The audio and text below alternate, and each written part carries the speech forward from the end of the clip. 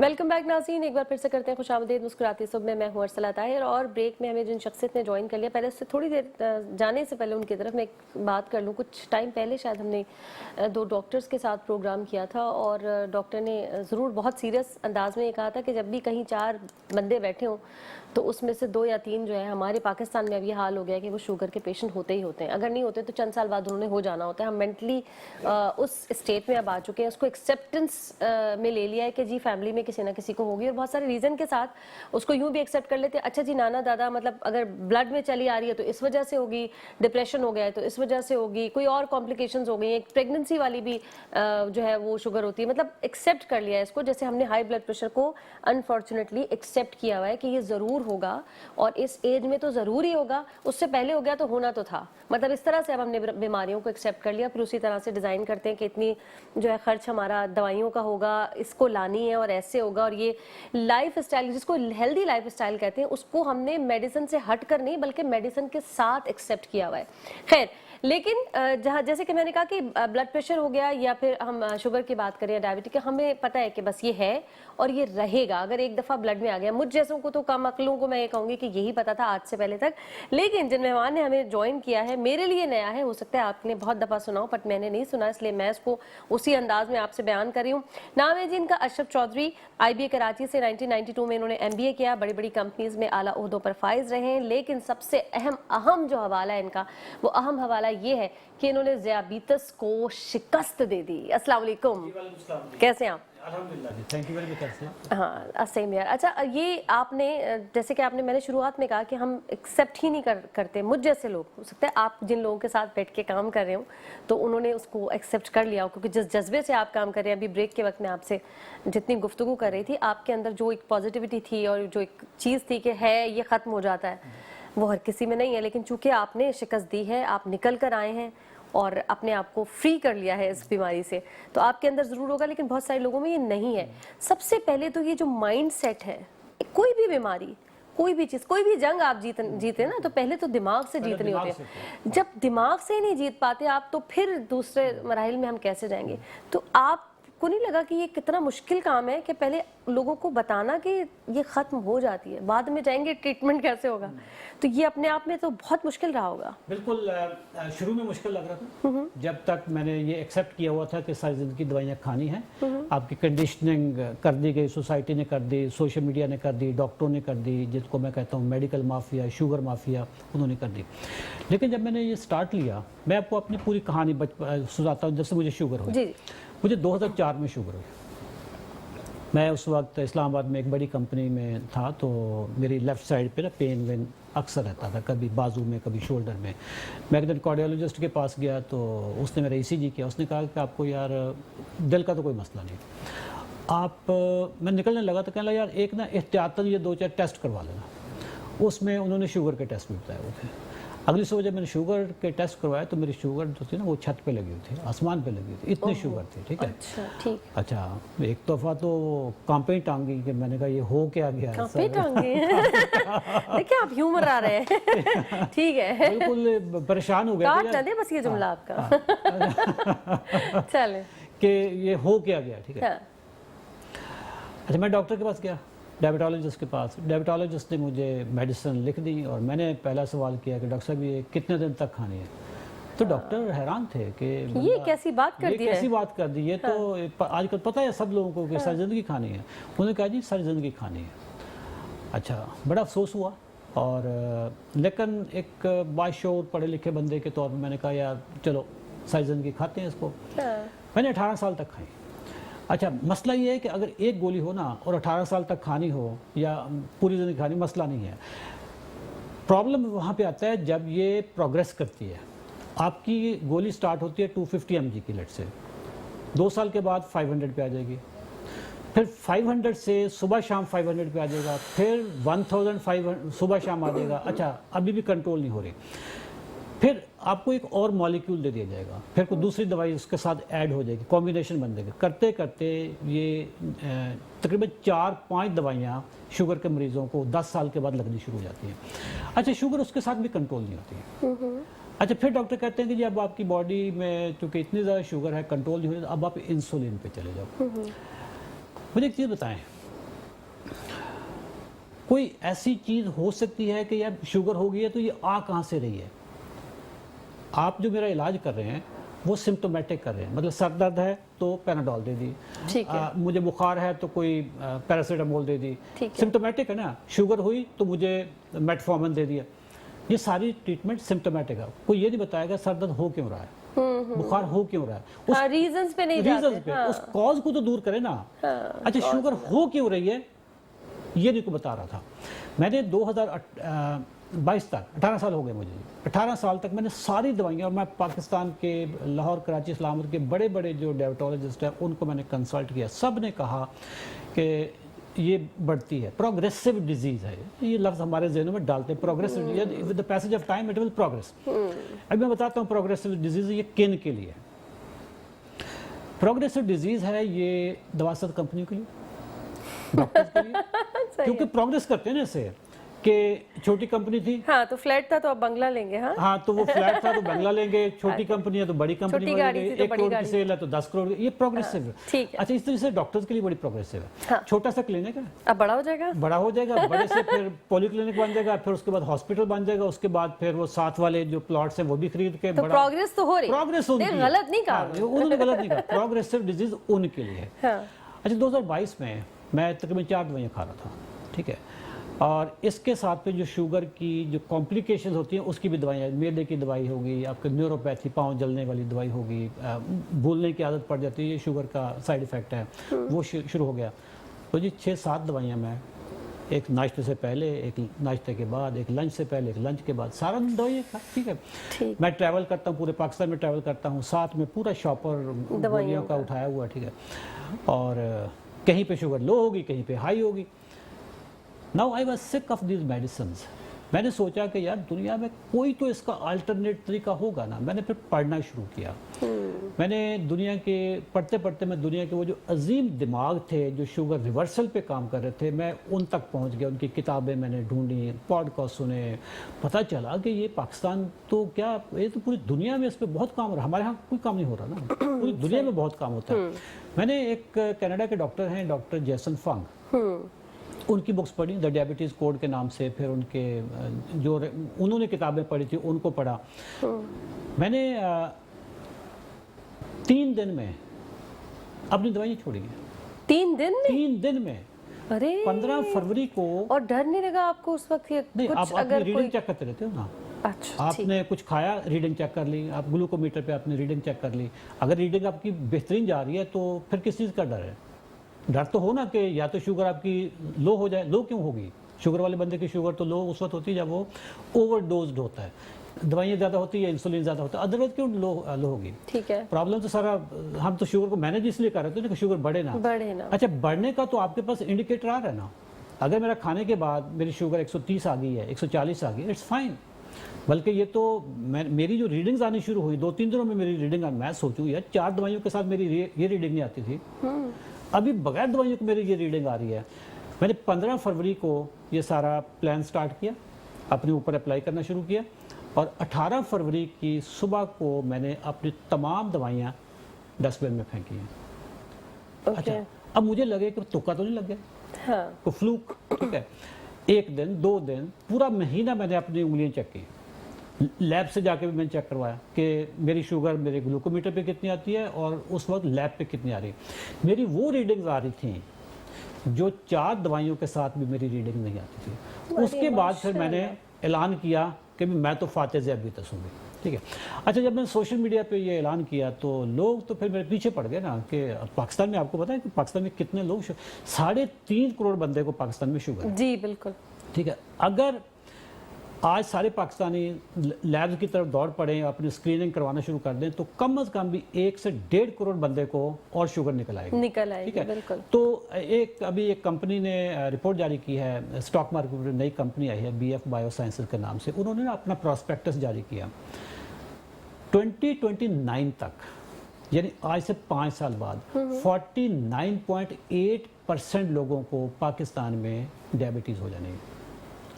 यानी इसमें adult Pakistani, adult का मतलब है कि 18 से ऊपर वाले, 18 से ऊपर वाले जो पाकिस्तानी हैं यूँ समझ लो कि आधा पाकिस्तान 49.8%, आधा पाकिस्तान डायबिटिक हो जाएगा। उसी कंपनी ने ये कहा है कि पाकिस्तान में 22 अरब रुपए की इंसुलिन बिकती है। 22 अरब रुपए 22 अरब रुपए की, और उसमें 20% एनुअल ग्रोथ है। अच्छा ये जो 22 अरब की इंसुलिन बिकती है, इसमें यूँ समझ लें कि 95% इंसुलिन टाइप 2 के लोगों को मिलती है। दो टाइप्स हैं, टाइप 1 भी है, टाइप 2 भी है। टाइप 1 बहुत कम लोगों को होती है, मतलब 4-5% लोगों को टाइप 1 जो बचपन में हो जाती है। बाकी इंसुलिन उन लोगों को लगती है जो टाइप 2 हैं। अच्छा, आप सोच रही होंगी कि टाइप 2 वाले इंसुलिन क्या ज़रूरी है या नहीं है। हमारे यहाँ एक चीज़ जहन में बिठा दी जाती है कि टाइप 2 में जो आपका लबलबा है पूरी इंसुलिन नहीं बनाता। जी, यही सुना है। टाइप 1 में बिल्कुल नहीं बनाता, बाहर से देनी पड़ती है। टाइप 2 में लबलबा आपकी पूरी इंसुलिन नहीं बनाता। हाँ। इससे बड़ा मेडिकल में कोई झूठ नहीं है। अच्छा, हाँ, कैसे? देखें, हर चीज़ एविडेंस बेस्ड है।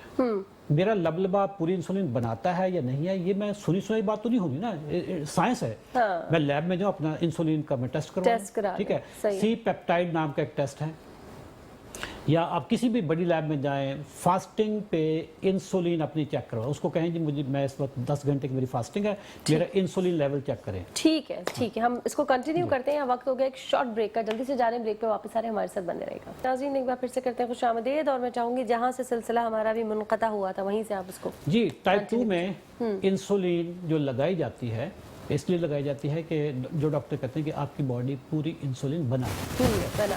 इससे बड़ा मेडिकल में कोई झूठ नहीं हो सकता। ठीक है, ये सुनी बात, ये कोई फिक्शन तो है नहीं कि आपने कहा मैंने मान लिया। अच्छा, ज्यादातर लोग तो अब बीमारियों में इसी तरह चल रहे हैं।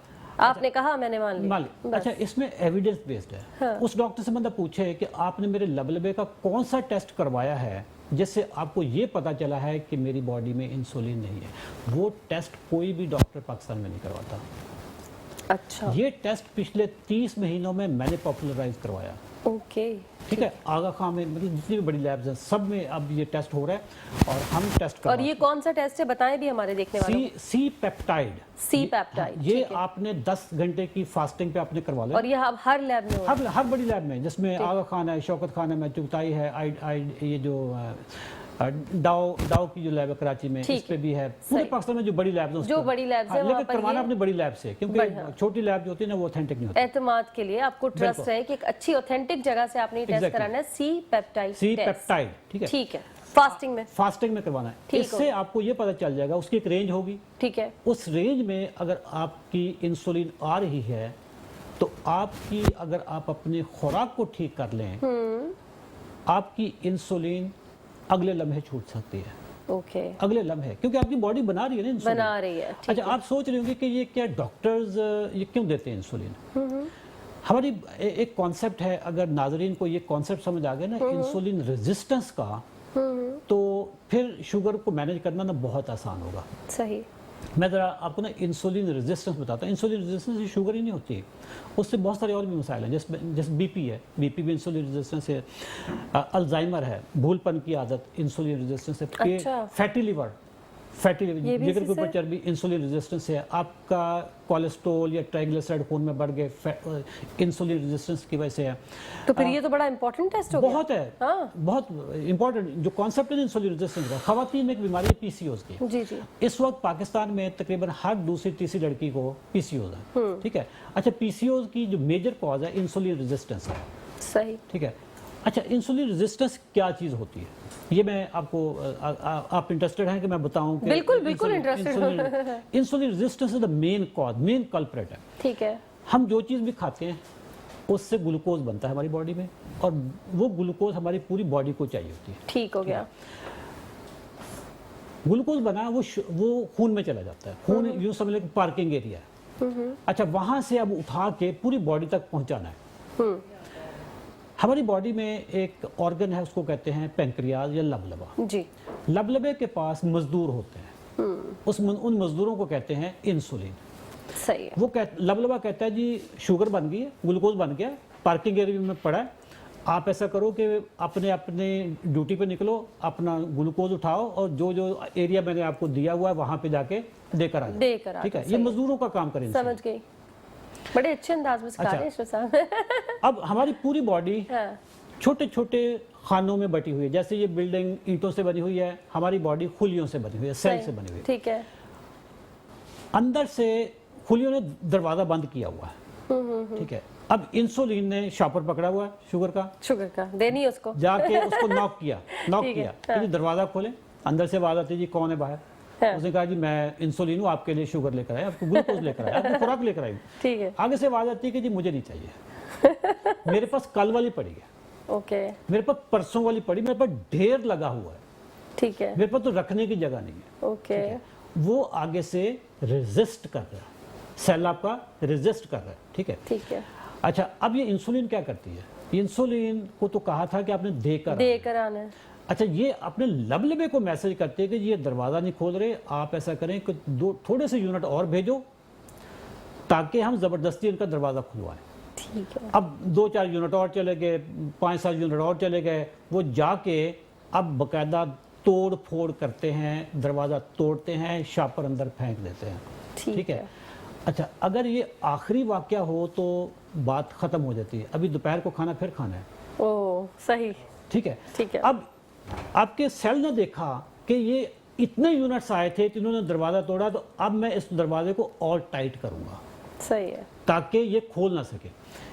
अब जैसे जैसे आपकी इंसुलिन की मिकदार बढ़ती जाती है तो वो भी रेजिस्टेंट होता जा रहा है, तो इसको कहते हैं इंसुलिन रेजिस्टेंस, ओके, ठीक है। अच्छा, अब हम किस स्टेज में आए हैं कि हम अभी दूर ही हो, पाँव की अभी आहट आ रही हो तो वो कान लगा के सुने कि यार मेरे लिए खाना आ रहा है, तो दरवाज़ा जल्दी खोलो भाई। हाँ, अब ये सिचुएशन अगर हम ले आए बॉडी में, ये कैसे हो?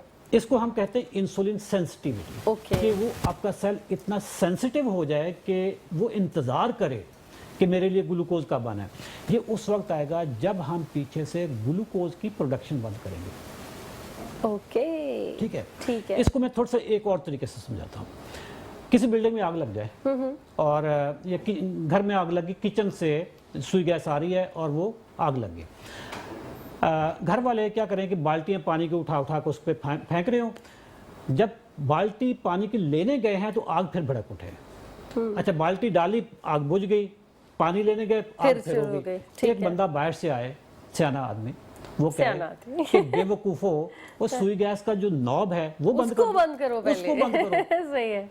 अच्छा, वो पाकिस्तान में कुछ सियाना है ही नहीं था। हाँ, ये तो सियानों की कमी है, तो सियानों की कमी है ना। हाँ। वो जब मैंने बताना शुरू किया कि वो बेवकूफो, आप शुगर के सिम्टम्स को बंद किए जा रहे हो, उसको उसके ऊपर पानी की, इंसुलिन की बाल्टियां डाल रहे हो, दवाइयों की बाल्टियां डाल रहे हो, वो जिधर से शुगर आ रही है, जिधर से शुगर आ रही है उस खाते को तो थोड़ा सा बंद करो ना, ठीक है। अच्छा, इसको अब आप खुराक में वो चीज़ें खाएं जिससे आपकी शुगर की क्वांटिटी कम बने, ओके, एक क्वांटिटी कम बने और वो शुगर आहिस्ता आहिस्ता बने जितनी आपकी बॉडी को ज़रूरत है। मेरी बॉडी को लेट से ज़रूरत है 1 ग्राम शुगर की और मैंने उस पर 1 किलो शुगर डाल दी। 1 किलो शुगर को के लिए मुझे इंसुलिन भी उतनी चाहिए होगी, इंसुलिन उतनी चाहिए होगी तो सेल आपके रेजिस्टेंस करके बैठे, वो कहेंगे मेरे पास जगह ही नहीं रखने की। हमने अब ये सारी जो चीज़ है, अगर आप अपनी खुराक को चेंज कर लें, डॉक्टर कहते हैं कि शुगर दवाइयों की बीमारी है, मेडिकल डिसऑर्डर है, जबकि ये डाइटरी डिसऑर्डर है। डाइटरी डिसऑर्डर, डिसऑर्डर ठीक है। शुगर ग़िज़ाई बीमारी, मैं टाइप 2 की बात कर रहा हूँ। ठीक। टाइप 1 टोटली डिफरेंट है, वो अल्लाह के बहुत स्पेशल बंदे हैं कि जिनको बचपन में होगी, कोई कॉज नहीं थी, ना माँ को ना बाप को, कुछ नहीं था, एक बच्चा है बेचारा 1 साल का है और उसको उसी वक्त शुगर होगी। वो ऐसे जिसको ना कि पूरा अंदाजी में किसी का नाम निकल आए मुझे। हम टाइप 2 की बात करते हैं जो कि दुनिया में सबसे ज़्यादा है और पाकिस्तान में सबसे ज़्यादा। आप ज़िंदगी में चंद चीज़ें निकाल दें, जैसा कि मैं इसको नाजरीन के लिए ना बहुत आसान कर दूंगा, ठीक है, बजाय इसके कि वो लंबे चौड़े चार्ट ढूंढते फिरें, मैं इतना आसान कर दूंगा कि इनको अपने डॉक्टर के पास जाने की ज़रूरत नहीं पड़ेगी, ठीक है। लेकिन दवाइयाँ जो है ना, वो थोड़ा सा ट्रिकी मामला है कि दवाई कौन सी पहले छोड़नी है, कौन सी बाद में छोड़नी है। उसके लिए फिर इनको उस डॉक्टर के पास जाना पड़ेगा जो फूड मैनेजमेंट पे बिलीव करता है। इस वक्त डॉक्टर के पास अगर आप जाएँ ना, तो आप उसे पूछेंगे डॉक्टर साहब क्या खाना क्या नहीं खाना, वो कहेगा कि जी मीठी चीज़ों से परहेज करें। मीठी चीज़ क्या है? चाय है, चाय में 1 चम्मच शुगर का होगा। आपने सुना पराठा खाते हैं, उसमें भी मीठा है? उसमें कितनी शुगर होगी? आप, मैं जरा आपसे मुझे पता नहीं, लेकिन मुझे पता है कि गंदम में ये जो रोटी हम पराठा खाते हैं इसमें ठीक ठाक शुगर मैं है। आपको थोड़ा सा उसकी कैलकुलेशन हाँ, कैलकुलेशन आप बता दें, बट हमने ये मुझे पता इस है चाय खतरनाक। में 1 चम्मच शुगर का है तो 4 ग्राम शुगर है ये। ठीक है। 100 ग्राम का अगर पराठा हो, उसमें 30 ग्राम आप उसका फाइबर निकाल दें, तेल निकाल दें, पानी निकाल दें, मॉइस्चर निकाल दें, 70 ग्राम प्योर शुगर है। जी बिल्कुल। ठीक है, हाँ। 70 ग्राम का मतलब है कि 23 चम्मच शुगर मैंने नाश्ते में खाई, नाश्ते में खा लिया। जबकि मेरी बॉडी को जरूरत थी हार्डली 2 चम्मच की, 3 चम्मच की। अच्छा, अभी गेम सिर्फ ये आखिरी नाश्ता तो नहीं है ना, मैंने अभी दोपहर में फिर रोटी दोपहर खानी को भी है। खाना है, फिर मैंने रात को भी खाना है, दरमियान में मैंने सारा दिन मैंने करना है। आप शुगर की जो नहरें हैं ना वो खोली हुई है। आप देखिए, पाकिस्तान दुनिया का वर्ल्ड कैपिटल है शुगर में, दुनिया अच्छा, में। सॉरी टू ब्रेक यू, ये जब हम भी अक्सर कभी किसी से बात करते हैं ना कि रोटी से, गंदम से बहुत ज़्यादा कुछ को बॉडी में शुगर जाती है, इसको थोड़ा सा कम कर लें, और बहुत सारी चीज़ें, चिकन खा लें, प्रोटीन, ऐसी लोग बड़ा नाराज़ होते हैं इस पे, कहते हैं कि ये रोटी ही तो ताकत है, इसी की वजह से तो हम काम कर पा रहे हैं, खाना भी छोड़ दे इंसान। ये हमारा ना असल में कल्चरल प्रॉब्लम है। मैं आपको बताता हूँ कि हम रोटी के रसिया के दुनिया में, इंडिया पाकिस्तान के अलावा कहीं पे भी रोटी नहीं खाते। ठीक है, वहाँ पे और तरह के खाने हैं, चम्मच से खाते हैं, फोर्क से खाते हैं। हमारे यहाँ ये है कि जब तक हमने लुकमा तोड़ के उसको घुमाने के बाद फिर जाके खाते हैं, हमें अच्छा लगता है। इंडिया पाकिस्तान ना ये गरीब खिता था, लेकिन फर्टाइल भी था, ज़मीनें यहाँ पे आम थी और फर्टाइल ज़मीनें थी। गंदम अपनी थी। अब अपने कैलोरीज के इंटेक करने के लिए गंदम आपकी अपनी है, आपने रोटी खा ली, कुछ और नहीं मिला, रोटी को आपने दूध के साथ खा लिया, रोटी को आपने अचार के साथ खा लिया, एक आलू लिया, उसमें इतना पानी डाला, सारे घर में उसमें डाल के खाना शुरू कर दिया। अब हम ये कितना अमीर भी हो गया, लेकिन वो रोटी हमारे रूह में, हमारे डीएनए में चली गई। हाँ, बहुत सारे लोगों को लगता है खाना ही नहीं खाया, कितना भी कुछ उन्हें खिला दो, रोटी नहीं खाई तो कुछ नहीं खाया। इस वक्त जो गंदम है ना पाकिस्तान में, बल्कि दुनिया भर में, ये गंदम नहीं है, ये गंदम नुमा एक चीज़ है। ये गंदम इस वक्त, मेरा चूँकि मेरा बचपन गांव में गुजरा हुआ है, तो आज से 50 साल पहले पाकिस्तान में 1 एकड़ ज़मीन में 15 से 20 मन गंदम होती थी, अभी 100 मन होती है, 80 मन होती है। सही है। ये सारा मॉडिफाइड है, जेनेटिकली मॉडिफाइड, वो जीएमओ वाली चीज़, ठीक है, हाइब्रिड बीज हैं। इस वक्त ये गंदम प्योर शुगर है, एम्प्टी फूड है, एम्प्टी कैलोरीज हैं, न्यूट्रिशनली बैंकक्रप्ट फूड है, ठीक है। यूँ समझ लें कि हम अपने पेट में शुगर भर रहे हैं। अच्छा, मैं कभी कभी सोचता हूँ कि लोगों को मैं ये कहूँ कि यार, अगर आपने मीठा ही खाना है या अगर आपने शुगर ही खानी है तो ये चीनी खाया करो, कम से कम मज़ेदार तो हो ना। आपने अगर चीनी खानी है तो आप बजाय इसके रोटी वाली खाओ, तो आप प्योर चीनी खा लें। और उसमें 1 चम्मच पे शायद रुक भी जाए, रोटी 10 पे भी नहीं रुकते लोग। रोटी तो अगली रोटी 3 सुबह, 3 दोपहर, 3 exactly. शाम, कहते हैं बहुत जरूरी है। रोटी, अगली रोटी की डिमांड आपकी जो पहली रोटी कर रही होती है, क्योंकि रोटी बड़ी मजेदार लगी है तो अगली रोटी खा लो, ठीक है। जो पाकिस्तानी रोटी चावल नहीं छोड़ेंगे, पाकिस्तानी क्या, ये मजबूरी बन जानी पाकिस्तानी कौम की। इस वक्त हर 5वें बंदे को शुगर है और 2029 तक हर दूसरे बंदे तो को उनको कोई सब्स्टिट्यूट भी तो देना, आपके क्या मैं बताता हूँ। वो कह रहे हैं चिकन बहुत महंगा है, बहुत महंगा है, क्या करें? मैंने आपको चीज़ें भी जो पूरा डाइट प्लान आपके साथ शेयर करूँगा, ठीक है। जिंदगी में से 3 चीज़ें निकाल दें। यूँ समझ लें कि अल्लाह ने आपके मुकद्दर में जितना लिखा था उससे आप 4-5 गुना पहले खा चुके हैं, ठीक है। तो खाता खत्म। और वो क्या चीज़ें हैं? नो जीपीएस, ठीक है।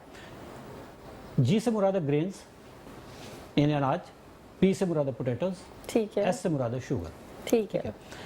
ग्रेन्स में मैं अगर कहूँ ना कि आपने गंदम नहीं खानी, आप कहेंगे मैं चावल खा लूँ, तो चावल भी बना, ठीक है, अनाज है ना।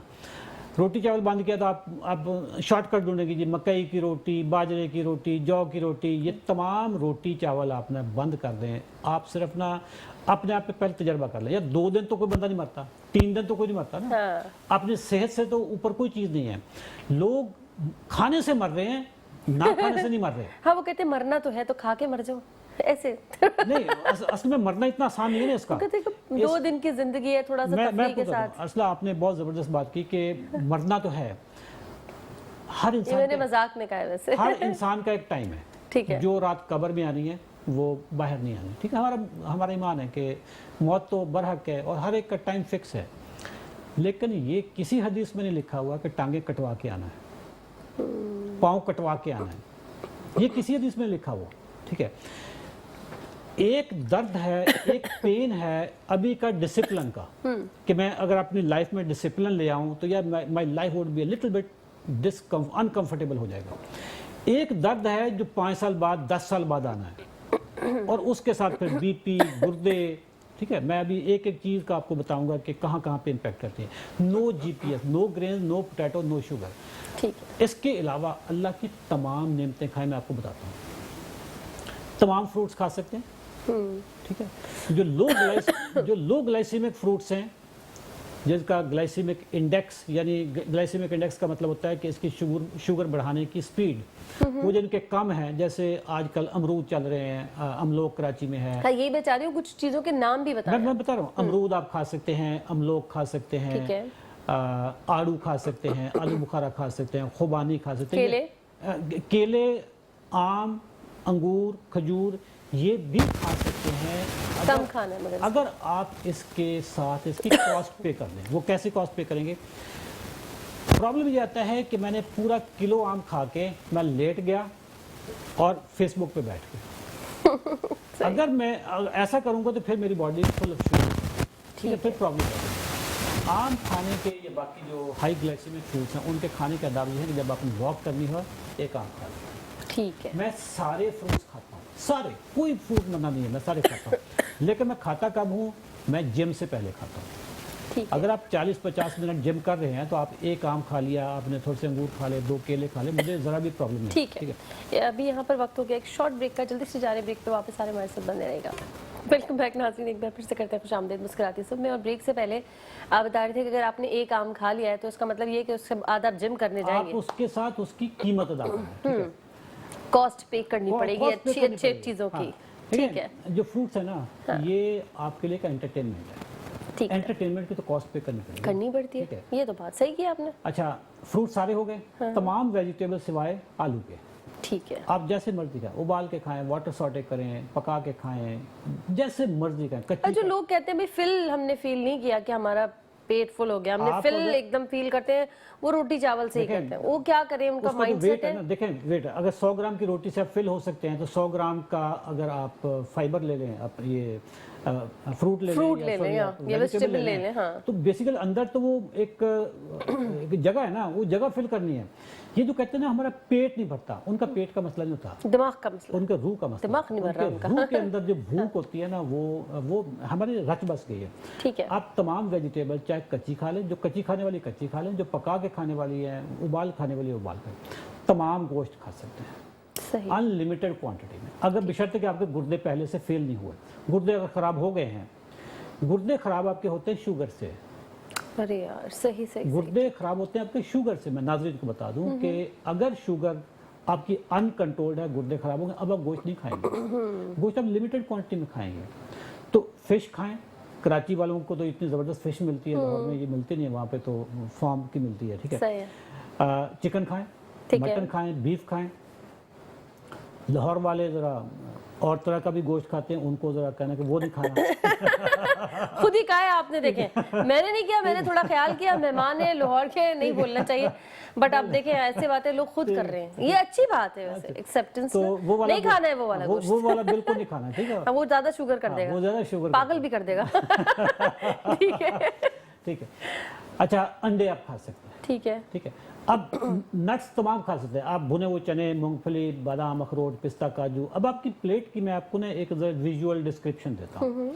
नाश्ता करना है आपने, आप पहले ब्रेड या पराठा के साथ अंडा खाते हो, आप ऐसा करें पराठा ब्रेड निकाल दें, एक अंडा ऐड कर दें। सही है। अगर आप एक खाते हो तो 2 खा लें, 2 खाते हो 3 पेट भर जाएगा। साथ में थोड़ा सा सैलड डालें, उस अंडे में आप काफ़ी सारी सब्जियां डाल दें, उसमें वो भी खा सकते। चिया सीड का थोड़ा सा पेस्ट डाल दें ताकि वो फ्लफी सा हो जाए, बड़ा सा हो जाए।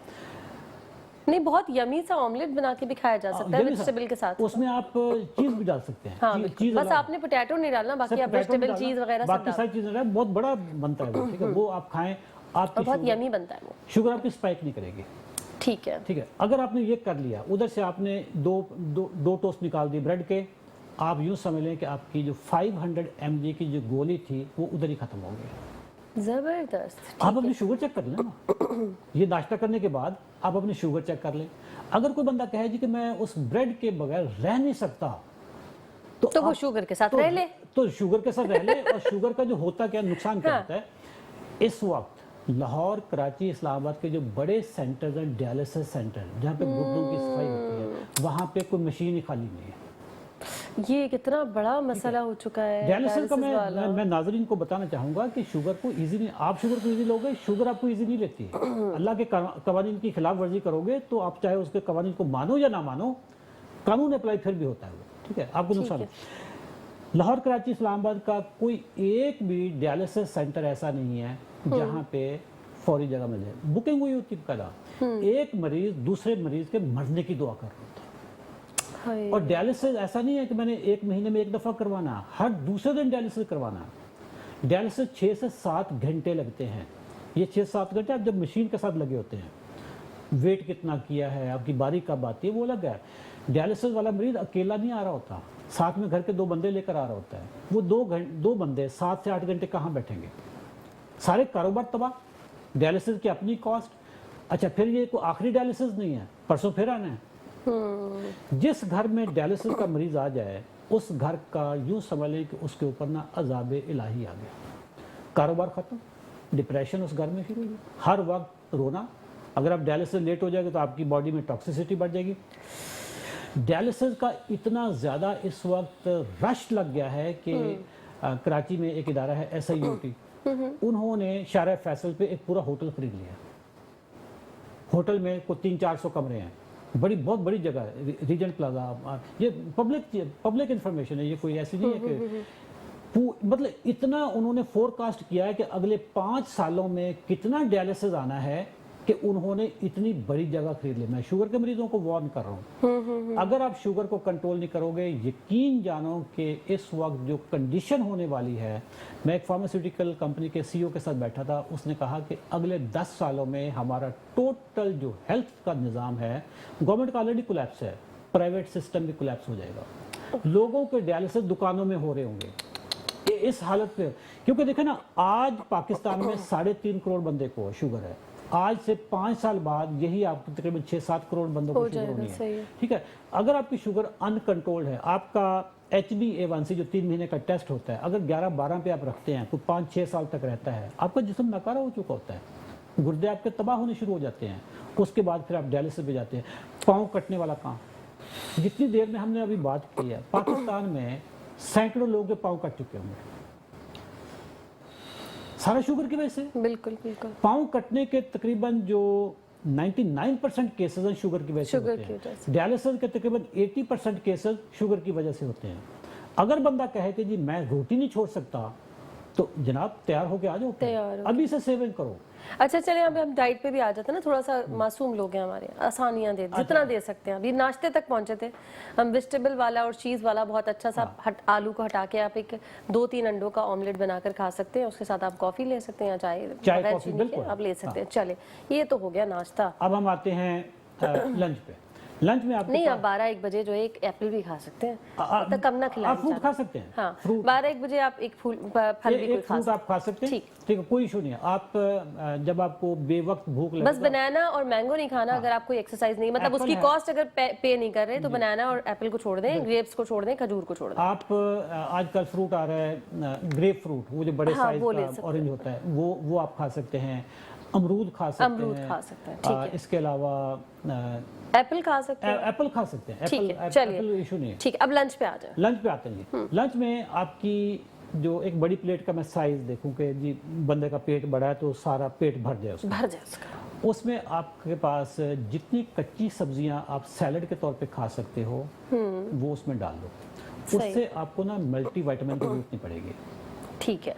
हम क्या करते हैं कि हमने मल्टीविटामिन मार्केट से लेना है 35-40 रुपए का, लेकिन हमने मल्टीविटामिन जो नेचुरल हैं, जो अल्लाह ने बनाया, जिसमें काट फाइबर भी है, पीट के तैयार कराओ, शोर लगाओ या खुद बनाओ, सोचते हैं एक टैबलेट खाओ वो जान एक टैबलेट ठीक है, केमिकल है ना, कंपनी चल रही है ना अभी, तो आपको पता है Progressive है मुल्क ना। कैसे चलेगा। प्रोग्रेसिव डिजीज है ना, ठीक है। उनकी हम जरिए मुबादला का, उनकी बिल्कुल। मुआशी सूरत हाल का भी तो हम आवाम ने ख्याल करना है, शुगर के मरीज जिम्मेदार हैं। हमने ही ख्याल करना है। चले आपकी प्लेट में सैलेड पूरा हो गया, पूरा हो गया, आप उसमें अब आपके पास जो ऑप्शन हैं, बीन्स खा सकते हैं, ठीक है। ठीक है, लोबिया, सफ़ेद लोबिया, काला लोबिया, लाल लोबिया, ये आप पूरा बाउल भर लें भर और उसको आप उसमें अचार वगैरह, चटनी वटनी डाल के स्पाइसी करके, जैसे आपका दिल करे। अच्छा, दालें वगैरह अलाउ कर रहे हैं? दालें बिल्कुल खा सकते हैं, सारी जैसे दालें चने की दाल है, चने की मूंग दाल की खा दाल सकते है, हैं, किसी ने सारी उसको बॉईल करके कुछ जैसे मसाला वसाला मर्जी डाल के आप बना उसके लिया। टिक्कियाँ बना लें, जैसे करना है वो आप ठीक सारी है। खा सकते हैं। प्रेफरेबली वो दालें खाएं जिसके ऊपर छिलका है, अच्छा, ताकि आपकी जो छिलके वाली तो अब कोई दाल ही नहीं होती। होती है? देखिए दाल माश होती है जो एक अच्छा। ग्रीन कलर की होती है, तो वो तो एक ही हुई फिर। अब चने की दाल पे तो छिलका ही नहीं, नहीं। काले चने हैं ना, काले अच्छा, चने, ओके, काले चने आप खा सकते हैं, ठीक है, सही। सारी दालें खा सकते हैं। मैंने आपको एक ये ऑप्शन दी है कि जिनके सही। ऊपर छिलका हो, वो अगर आप खाएंगे तो ज्यादा प्रेफरेबल। थोड़ी सी सब्जी आपने ले ली, थोड़ी सी कोई दाल बॉईल करना है या आपको चाट की सूरत में बनाना है, वो कर लिया, उसके साथ और चम्मच के साथ खाएं, पूरा पेट भरता है। कोई मीट कोई ऐड कर ले उसमें। तमाम गोश्त खा सकते हैं, ठीक है। ठीक है। आप मतलब मेरा अगर मैं लंच आपको बताऊं, टिपिकल लंच मेरा क्या होगा कि एक प्लेट में सैलड होगा जिसमें 5-7, बल्कि जितनी कच्ची सब्जियां मैं खा लूँगा। हमारे पाकिस्तानियों का ना जो सलाद का कॉन्सेप्ट है, खीरे टमाटर के बाद हम निकलते ही नहीं है, नहीं, अब तो बहुत चालाक हो गए ठीक है। सब। अच्छा क्या होगा? अच्छा अब प्याज, बड़ी अच्छी सैलेड चाहिए होती है। प्याज, खीरा, टमाटर, हाँ, बंद गोभी, फूल गोभी, पर्पल गोभी, मूली, गाजर, शलजम, ब्रोकली, ऑलिव, ये सारी जो कच्ची खा सकते हैं आप। इसमें आप लेटस और जो सलाद पत्ते हैं वो सारी करके नहीं तो हल्का सा सौते करके भी आप इसको सौटे भी कर लें। फिर थोड़ा सा ब्लैक पेपर और बिल्कुल, अपना सारी टेस्ट भी तो डेवलप करें मासूम लोगों का। आप चाहे इसको वाटर सौटे कर लें, हाँ। चाहे आप इसको फ्राई कर लें, जैसे चाहे इसको हाफ बॉईल कर लें, जैसे करना, और ठीक है। साथ में आप गोश्त खा लें।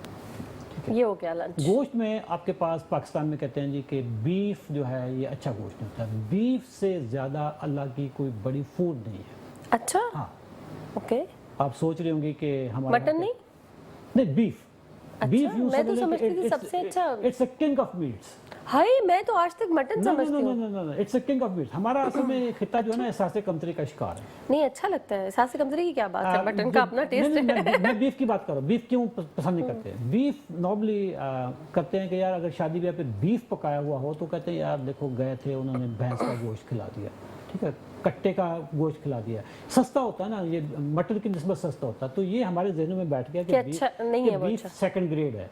बीफ दुनिया भर में नंबर 1 मीट यही है, बीफ। अच्छा, बीफ अगर आप खाएं, इससे आपको तो वो जो रेड मीट के साइड इफेक्ट्स होते हैं ये उसमें नहीं आ रहा? ये मैं वही बात करूँ, रेड मीट, ये रेड मीट आपको जो साइड इफेक्ट्स है ये किसने बताए हैं? ये डॉक्टर्स ने? ये उन्होंने बताया जो कहते हैं शुगर प्रोग्रेसिव डिजीज है। अच्छा, अच्छा, रेड मीट से क्या होगा? मेरा कोलेस्ट्रॉल बढ़ेगा, हाँ, कोलेस्ट्रॉल बढ़ेगा, प्रेशर, मेरा हार्ट वेट भी बढ़ जाता है। वेट भी बढ़ेगा। अच्छा, वेट पे अच्छा आपने किया, मैं आपको वेट की साइंस भी बताऊंगा। चले अभी तो हमने गुड कर दिया है। आप कह रहे हैं कि बीफ अच्छा है, चलो लोगों के लिए आसानी भी बीफ होगी, में जो रेड सस्ता मीट भी है, red meat is number 1 meat. आपका जो कोलेस्ट्रोल है या ट्राइग्लिसराइड हैं, ये गोश्त से नहीं बढ़ते।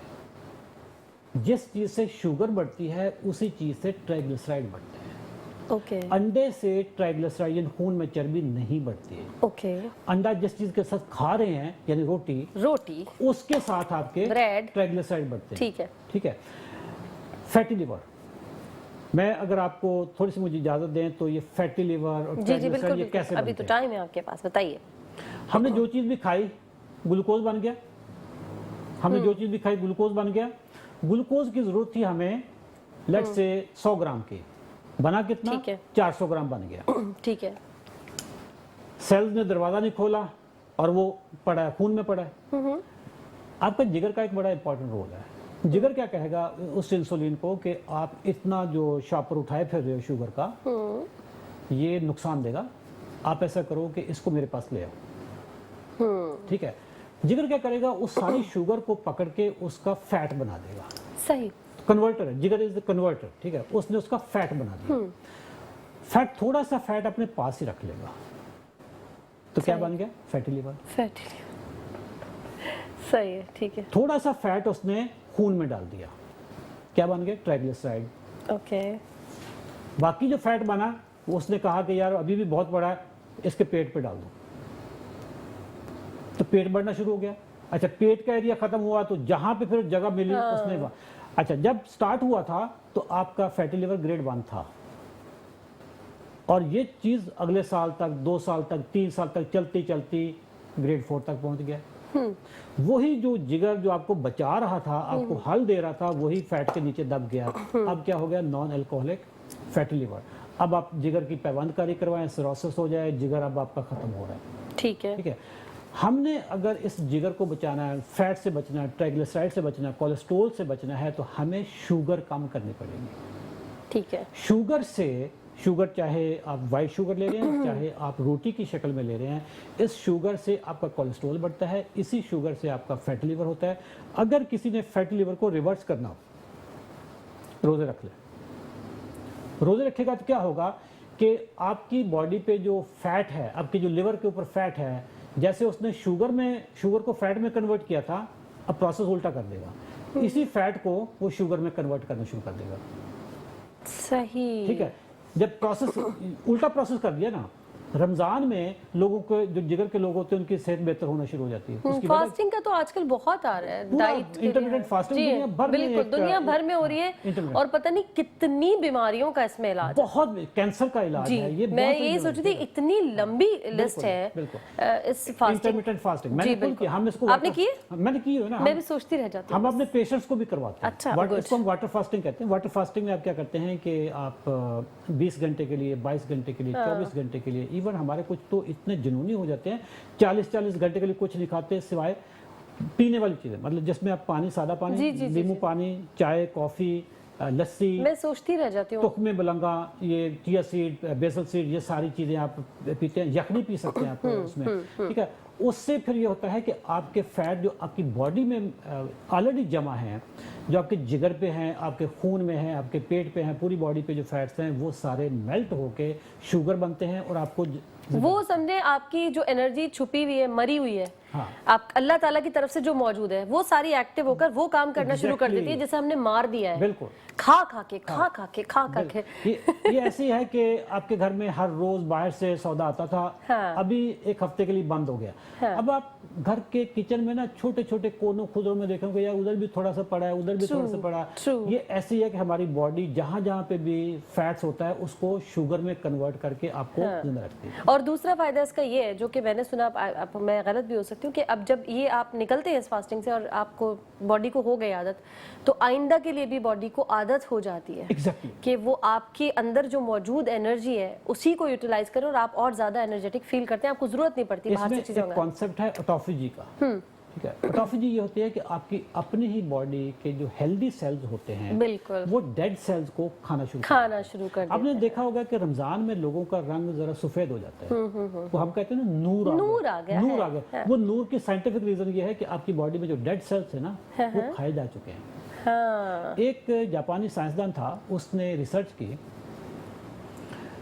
उसको उस पर नोबेल प्राइज भी मिला, मेरे ज़हन से निकल गया उसका नाम, लेकिन उसको नोबेल प्राइज इसी पे मिला हुआ। उसने रिसर्च की कि दुनिया में सबसे ज़्यादा जो कैंसर है वो ऑस्ट्रेलिया, न्यूजीलैंड साइड पे हो जाता है, और दुनिया में सबसे कम कैंसर जो है वो मिडिल ईस्ट में पाया जाता है। अच्छा, अब मिडिल ईस्ट में क्यों? उसने जब रिसर्च करनी शुरू की, पता चला कि जो मिडिल ईस्ट में लोग साल में 30 रोजे रखते हैं।